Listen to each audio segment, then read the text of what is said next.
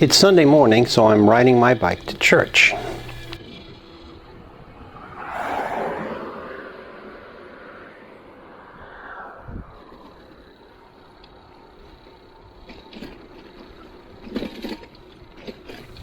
Of course, the question then comes up, what am I going to do with my bike once I get there? I'm going to be in church for about 2 hours, what with Sunday school and the service. So how do I keep my bike safe during that time when it's going to be completely unattended by me? What I'm going to do with it is I'm going to bring it inside the church building and leave it behind a locked door. I simply asked the pastor many months ago if that would be okay, and he said, of course. And when my wife and I go to a luncheon at Huntington kitchen, we bring our bikes right into the kitchen. Again, we asked, no problem. When my wife and I attend a community meeting at another local church, we again bring our bikes inside where we can keep an eye on them and keep them safe.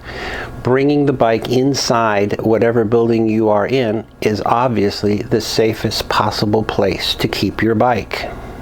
You can't bring your bike indoors where you are. What do? How do you secure it outside if you need to lock it up outside? Well, that's it. You need to lock it up. You need to have some kind of bike lock with you. The worst kind of bike lock is a cable lock. It is easily cut with a pair of bolt cutters.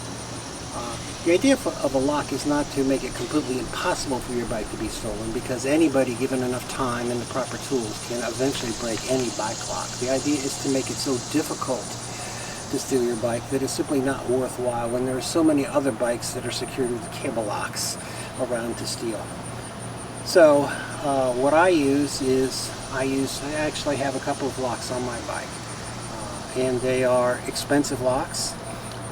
The best possible lock I could have for my bike would be a big heavy-duty chain, which would be extremely heavy to carry and inconvenient to carry. There are also some very good U-locks that are expensive but a little bit more convenient to carry. They usually have come with some kind of mounts that you can attach to your bike.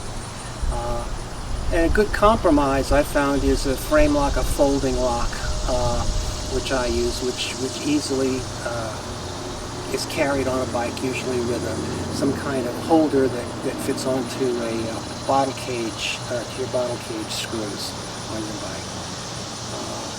So that's basically what I use. I use 2 locks on my bike, which I'll talk about next. So this is an A-bus lock. It's expensive. You know, these locks are basically kind of a get what you pay for. This is a Bordeaux X Plus lock, and it is very, very secure. It has a security rating of 15, which is about the highest I've ever seen on a lock.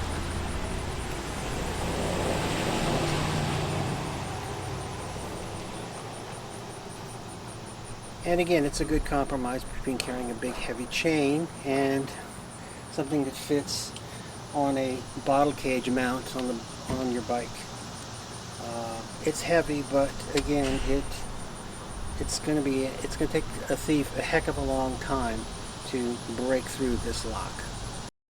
This folding lock is very convenient to carry on the bike, what with the holder mounted to the bottle cage screws underneath the frame. My bike also has a cafe lock that locks the back wheel. It's very easy to lock. This prevents anyone from jumping on the bike and just riding it away. It's just an extra level of security. It's also handy to use when the bike is actually within my sight and I don't want to use the big folding lock, or there's no place to attach the folding lock to. It's very easy to lock and to unlock.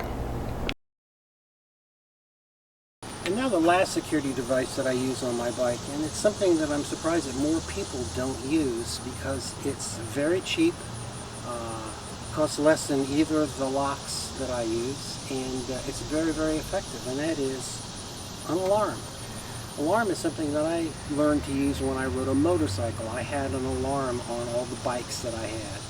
The thing about the alarm is If anybody touches the bike, it makes a warning beep. If people continue to move the bike, it sounds like a car alarm, makes a tremendous racket. And it has a little remote. I bought this particular alarm from Amazon. I think it cost about 20 bucks. And when you arm it, it lets you know that it's armed with that sound and that final tone. And again, if anybody touches the bike just by accident, it makes that noise, just to not be overly obnoxious. But if they continue to move the bike, it sounds like a car alarm, and it makes so much racket that I'm not going to demonstrate it because I don't want to disturb the neighborhood. Okay? And I'll include a link to a particular unit that I bought from Amazon in the description below. And when you turn it off, it lets you know that it's safe to touch the bike.